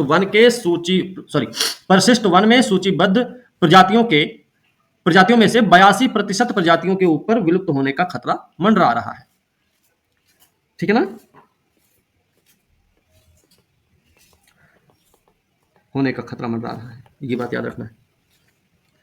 ठीक है, दूसरी बात, लगभग 76% की आबादी में गिरावट आई है, 76% की आबादी में गिरावट आई है। ठीक है, आबादी में गिरावट आई है, ये याद रखना। इसमें एक चीज और याद रखना, ज्यादा परिशिष्ट वन में जो सूचीबद्ध प्रजातियां हैं, उनमें जो विलुप्त होने की मतलब अधिकतम लुप्त प्राय होने की अवस्था में है, उनमें कुछ जीवों के नाम लिख लो। ईगल, मिस्र का गिद्ध और इसके अलावा जंगली ऊंट, इनके विलुप्त होने का खतरा है, परिशिष्ट वन में है ये सब, ये तीनों परिशिष्ट वन में आते हैं। ठीक है, परिशिष्ट 2 की बात कर लें तो परिशिष्ट 2 की क्या हालत है, रिपोर्ट में ही बताया गया है। इसमें बताया गया कि 18% जो प्रजातियां हैं वैश्विक स्तर पर वो खतरे में है, 18% प्रजातियां खतरे में हैं। ठीक है, साथ ही साथ 42% प्रजातियों की संख्या में गिरावट आई है, प्रजातियों की संख्या में गिरावट आई है, ये भी आपको नोट कर लेना चाहिए। ठीक है। अब परिशिष्ट वन में उन प्रवासी प्रजातियों को सूचीबद्ध किया जाता है जो क्या है, लुप्त प्राय हैं, लुप्त प्राय अवस्था में है, परिशिष्ट वन में आते हैं वो। परिशिष्ट 2 में कौन आते हैं? परिशिष्ट 2 में उन प्रवासी प्रजातियों की को सूचीबद्ध किया जाता है जिनकी संरक्षण की स्थिति प्रतिकूल है और उनके संरक्षण प्रबंधन के लिए अंतरराष्ट्रीय समझौतों की जरूरत है। दोनों में ये अंतर है। इसमें लिख लीजिएगा, एक प्रवासी प्रजातियों पर कन्वेंशन हुआ है, ठीक है, प्रवासी प्रजातियों पर कन्वेंशन, इसके बारे में नोट कर लो। स्थापना लिख लो, तो स्थापना हुई है 1977 में, पहली चीज याद रखो।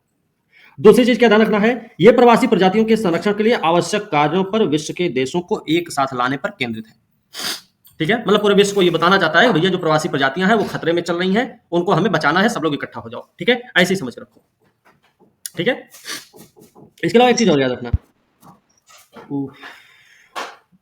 इस कन्वेंशन के तहत जितने भी संरक्षण के लिए सूचीबद्ध प्रजातियां हैं उसमें 97% प्रवासी मछलियों के विलुप्त होने का खतरा है, ठीक है। कितना? 97%, ठीक है। ओके भैया, तो जल जीवन मिशन नया टॉपिक भाई, सर कब तक अभी कराएंगे? बस इसी के बाद खत्म। जल जीवन मिशन और स्वच्छ भारत मिशन। स्वच्छ भारत मिशन ब्रैकेट में ग्रामीण भी लिख लो। राष्ट्रीय सम्मेलन का आयोजन हुआ, ठीक है।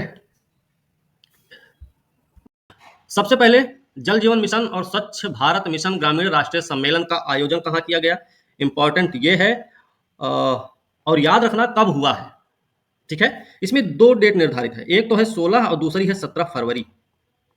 जगह का नाम है लखनऊ। लखनऊ आपके उत्तर प्रदेश की राजधानी है और उत्तर प्रदेश के सीएम कौन है? योगी आदित्यनाथ, है ना, ध्यान रखना है।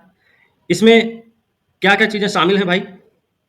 पेयजल और स्वच्छता विभाग 16 और 17 फरवरी को उत्तर प्रदेश के लखनऊ में जल मिशन, जल जीवन मिशन और स्वच्छ भारत मिशन ग्रामीण पर राष्ट्रीय सम्मेलन का आयोजन किया है। किसने किया है? देखो लखनऊ में हुआ है, 16-17 फरवरी को हुआ है, ठीक है ना। और किसने किया है? जिसने आयोजन किया है, आयोजक कौन है इसका? आयोजक है, लिख लो भाई, पेयजल और स्वच्छता विभाग। पेयजल और स्वच्छता विभाग ने आयोजित किया है इसको, ठीक है। भागीदार कौन है? तो जाहिर सी बात है जब यूपी में हो रहा तो भागीदार भी यूपी सरकार ही है, ये ध्यान रखना है। ये किया क्यों गया है, इसका उद्देश्य क्या है?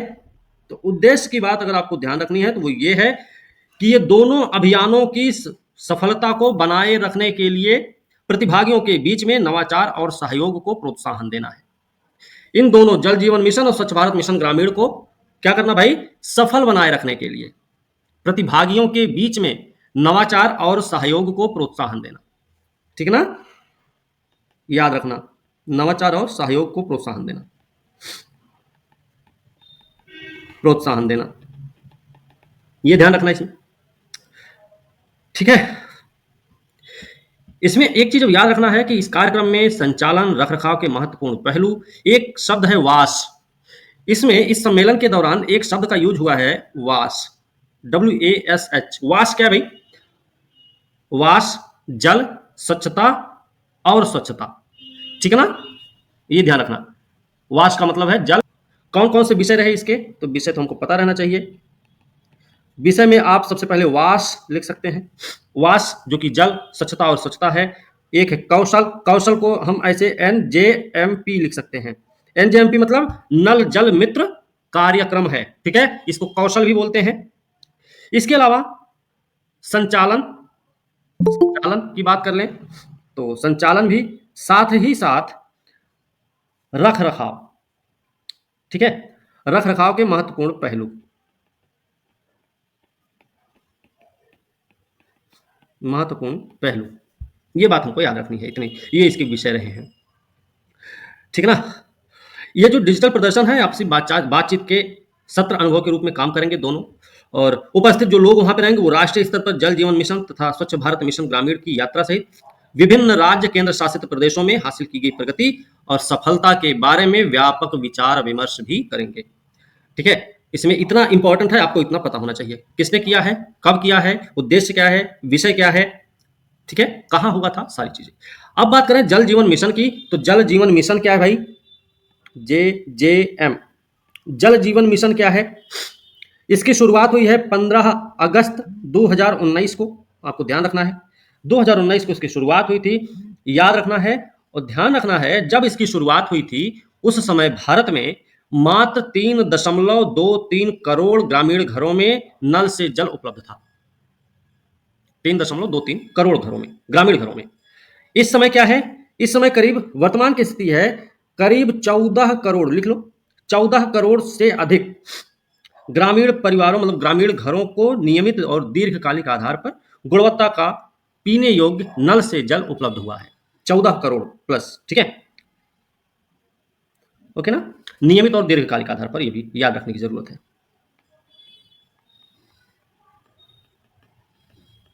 यह ध्यान रखना है। दूसरी बात, 2 लाख प्लस गांव, 2 लाख प्लस गांव क्या हुए, हर घर जल से युक्त हो गए हैं, हर घर जल युक्त हो गए हैं, अभी तक का रिकॉर्ड है, ठीक है। इसके अलावा अगर देखा जाए लगभग 89% स्कूल और 86% आंगनबाड़ी में भी, 89% स्कूल और 86% आंगनबाड़ी, सॉरी 86% आंगनबाड़ी भी नल से जुड़ चुके हैं, ठीक है। ये बात भी हमको ध्यान में रखनी है, ओके। चलो, ये हो गया है। तो स्वच्छ भारत मिशन ग्रामीण क्या है, इसी में स्वच्छ भारत मिशन ग्रामीण, ये क्या है, इसकी शुरुआत कब हुई, 2014 में। किस लक्ष्य के साथ हुई कि भैया 2019 तक हम पूरे देश में, सॉरी, खुले में शौच से मुक्त कर लेंगे पूरे देश को, ठीक है, पूरे भारत को। स्वच्छ भारत मिशन दुनिया की सबसे बड़ी स्वच्छता पहल है, महात्मा गांधी को श्रद्धांजलि के रूप में शुरू की गई थी। लक्ष्य था 2 अक्टूबर 2019 तक खुले में शौच मुक्त भारत प्राप्त करने का, 2014 में शुरू हुई थी। इससे क्या क्या होगा, स्वच्छता के प्रति जो व्यवहार है ना लोगों का, उसमें परिवर्तन लाना इसका प्रमुख उद्देश्य था। उद्देश्य लिख लो, स्वच्छता के प्रति व्यवहार में परिवर्तन लाना इसका उद्देश्य रहा है, ठीक है। सर रिपीट कर दीजिए। स्वच्छता के प्रति व्यवहार में परिवर्तन लाना, आर्थिक समृद्धि, पर्यावरणीय स्थिरता, सार्वजनिक स्वास्थ्य में सुधार और सामाजिक गतिशीलता। साथ ही साथ क्या हुआ, मानव की जो सुरक्षा, सॉरी, महिलाओं की सुरक्षा और उनकी गरिमा में भी क्या हुई, वृद्धि हुई, गरिमा को भी बढ़ावा दिया गया, ठीक है।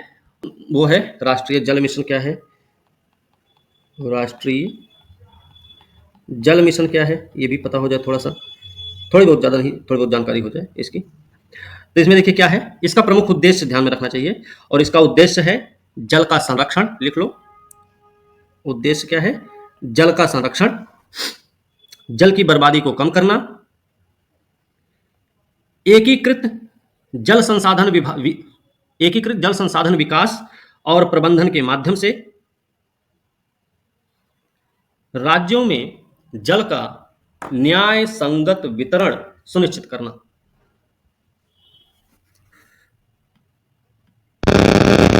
अब देखिए, आदत डाल करो आपको। सॉरी, राष्ट्रीय जल मिशन में 5 लक्ष्य निर्धारित किए गए थे। इसमें क्या था, 5 लक्ष्य निर्धारित थे। वो 5 लक्ष्य कौन कौन से थे भाई, पहला लक्ष्य ऐसे लिख लो, लक्ष्य 1। 1 क्या है, सार्वजनिक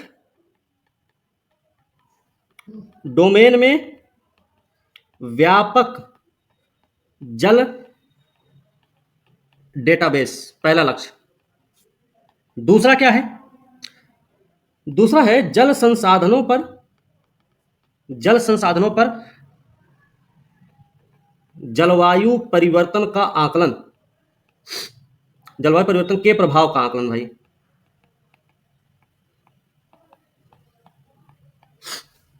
ठीक है। तीसरा लक्ष्य क्या है, ये बहुत, जल संरक्षण, जल संरक्षण, संवर्धन, संरक्षण के लिए नागरिक वह राज्य के कार्यों को बढ़ावा देना और अत्यधिक दोहन वाले क्षेत्रों सहित पर जलाभाव वाले क्षेत्रों पर ध्यान केंद्रित करना। हो गया।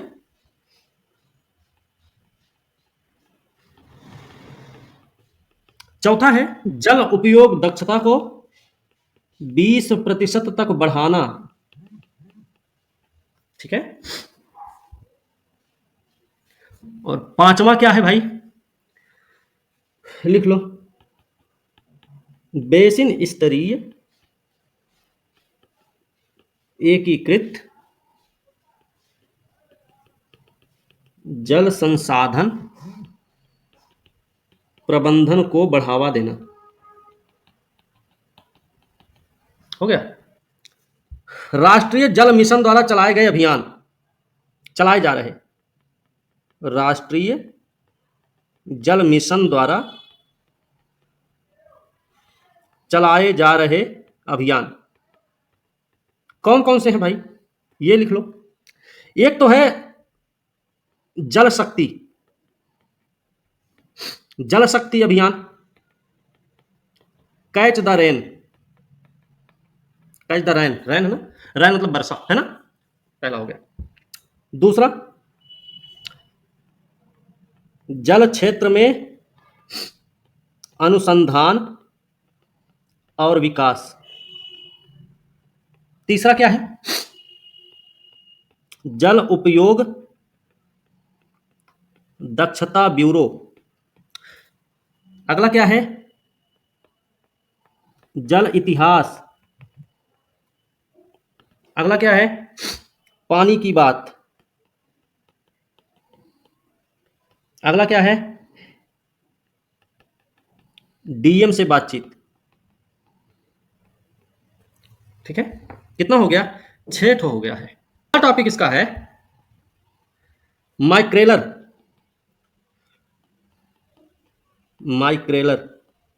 जल। ये क्या है क्या ये माइक्रेलर जल?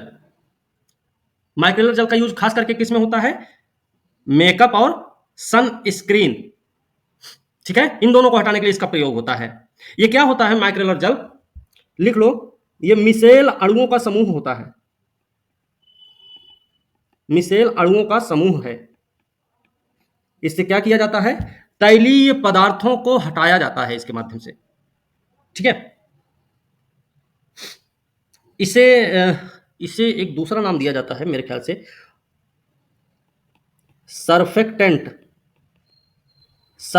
इसका दूसरा नाम है। ठीक है, ये बहुत ही प्रभावी होता है और इसका प्रयोग त्वचा की देखभाल के लिए किया जाता है। लिख लो, प्रयोग कितनी देर से बता ही रहे तो आप लोग समझ ही गए होंगे। ठीक है, लेकिन लिख लीजिए त्वचा की देखभाल के लिए।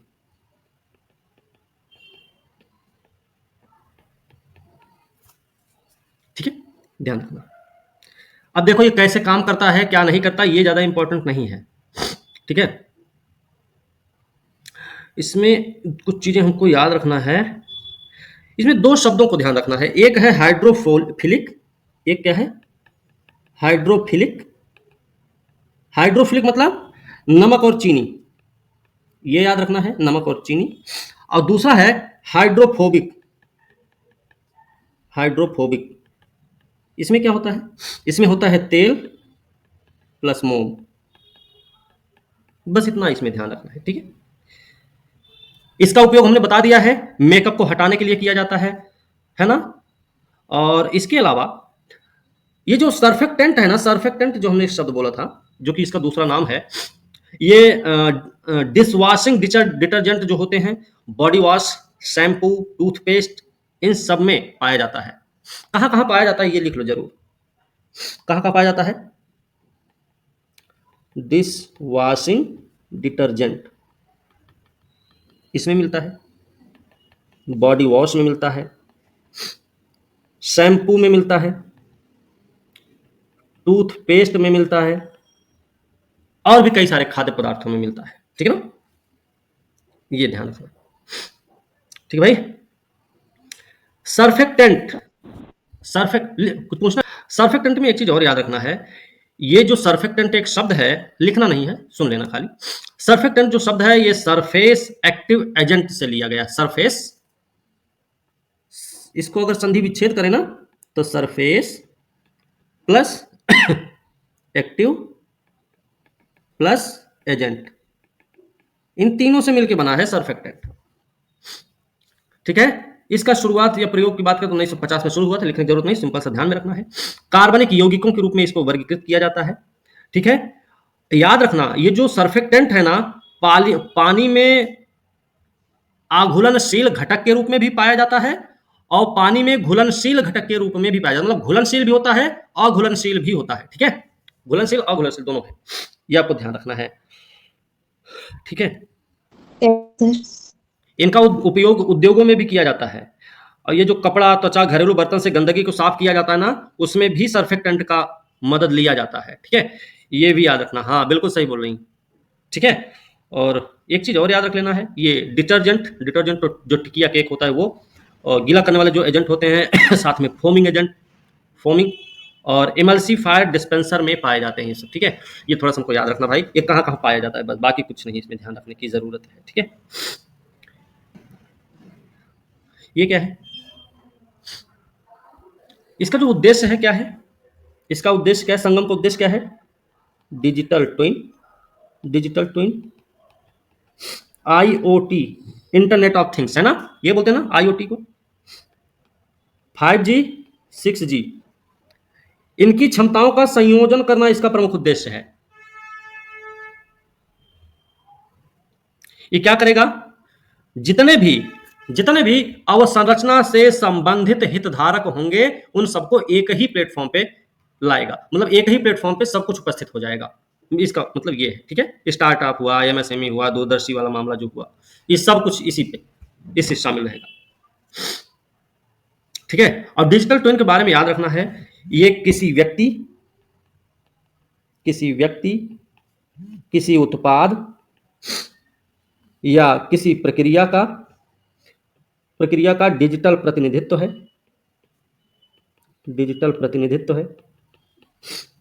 जो अपनी वास्तविक दुनिया के समान दिखता है और व्यवहार भी करता है। वास्तविक दुनिया के समान दिखता है और उसी के जैसा व्यवहार भी करता है।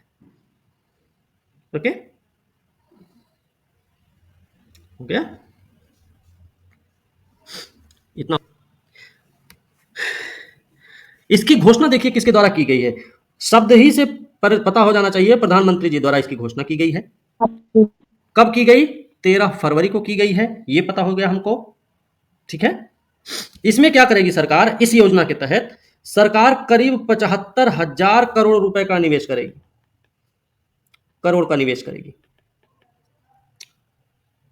और साथ ही साथ ये निवेश करके जो लाभार्थी लोग होंगे उनको हर महीना 300 यूनिट प्रति महीना, पर मंथ, मुफ्त बिजली दी जाएगी, मुफ्त बिजली।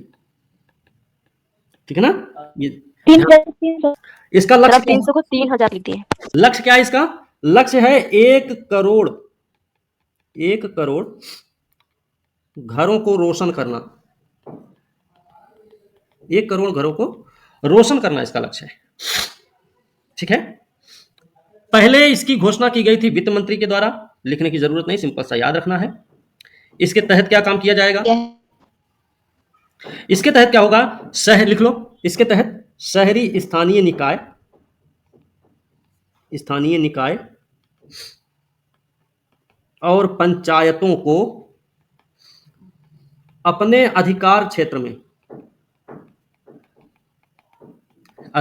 में छत पर सौर प्रणाली को बढ़ावा देने के लिए प्रोत्साहित किए जाना। ठीक है, इसके तहत ये काम किया जाएगा भाई। इसमें क्या किया जाएगा ना, जो लोग होंगे जो लोग इसमें जुड़ेंगे उनको क्या किया जाएगा, केंद्र सरकार क्या करेगी कि उनके बैंक खातों से सीधे सब्सिडी प्रदान करेगी और साथ ही साथ रियायती बैंक ऋण सुविधा भी उपलब्ध कराएगी। क्या होगा, डीबीटी के माध्यम से सब्सिडी मिलेगा इनको, है ना, और साथ ही साथ लिख लो चाहे तो डीबीटी के माध्यम से सब्सिडी और बैंक ऋण सुविधा, बैंक ऋण सुविधा, ठीक है, ये दिया जाएगा इसमें। ठीक है, लाभ क्या होने वाला इसमें, कुछ लाभ भी होगा कि नहीं? लाभ देखो, सौर ऊर्जा से चलेगा तो बिजली, सौर ऊर्जा से संबंधित जो बिजली होगी ना, मान लीजिए हमको जरूरत है 1 यूनिट बिजली का जरूरत है रोज, और हमने उत्पादन किया 10 यूनिट का रोज, तो हम क्या करेंगे, बचा हुआ 9 यूनिट को हम क्या करेंगे, वो बिजली वितरण कंपनियां क्या करेंगी, उनको सप्लाई कर दिया जाएगा। बात समझे? दूसरी क्या चीज होगी इसमें, दूसरा होगा इलेक्ट्रिक वाहन की चार्जिंग की सुविधा, इलेक्ट्रिक वाहन चार्जिंग की सुविधा,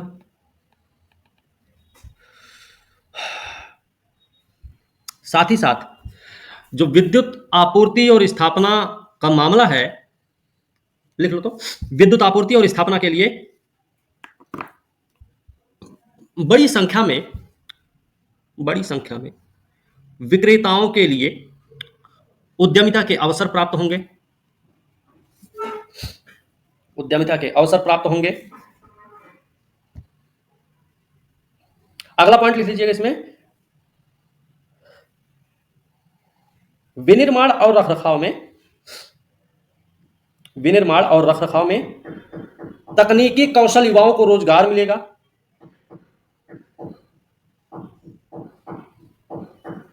हो गया?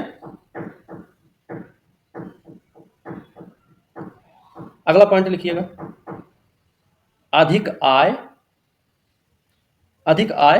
कम बिजली बिल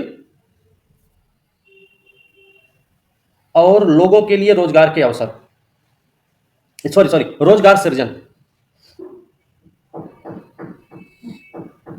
एक और पॉइंट इसमें लिख लेना,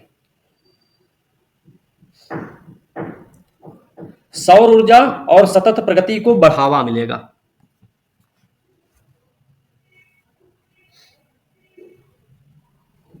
ठीक है, हो गया भाई? ठीक है, यस सर। एक संस्था का नाम लिखिएगा, भारतीय सौर ऊर्जा निगम, इसी से संबंधित है, भारतीय सौर ऊर्जा निगम। क्या है ये? देखिए, इसकी स्थापना हुई है 2011 में, स्थापना हुई 2011 में। ठीक है, दूसरी चीज याद रखना, कौन से मंत्रालय के अधीन है, तो मंत्रालय का नाम है नवीन और नवीकरणीय मंत्रालय। नवीन और नवीकरणीय मंत्रालय की प्राथमिक कार्यान्वयन एजेंसी है, प्राथमिक कार्यान्वयन एजेंसी है। ठीक है, अब याद रखना है 56 गीगावाट से अधिक की नवीकरणीय ऊर्जा परियोजना क्षमता प्रदान की है इसने। ठीक है, क्या सर बोलेंगे? 56 गीगावाट से अधिक की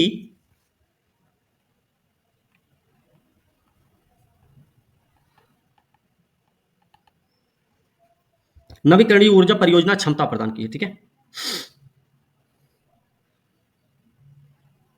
हो गया?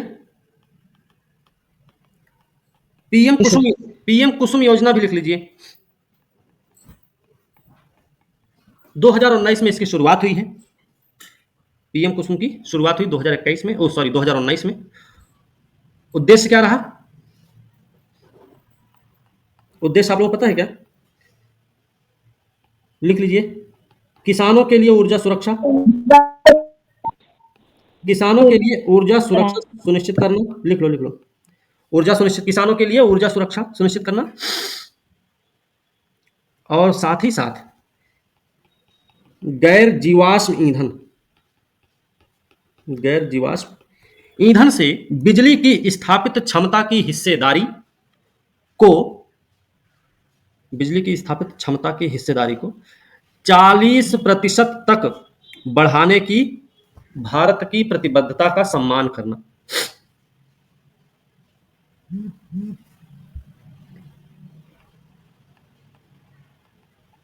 हो गया?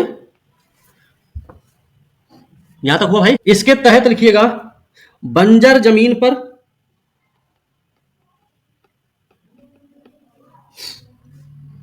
सोलर प्लांट, बंजर जमीन पर सोलर प्लांट लगाने के लिए प्रोत्साहित करना, साथ ही साथ सोलर पंप लगाने के लिए प्रोत्साहित करना।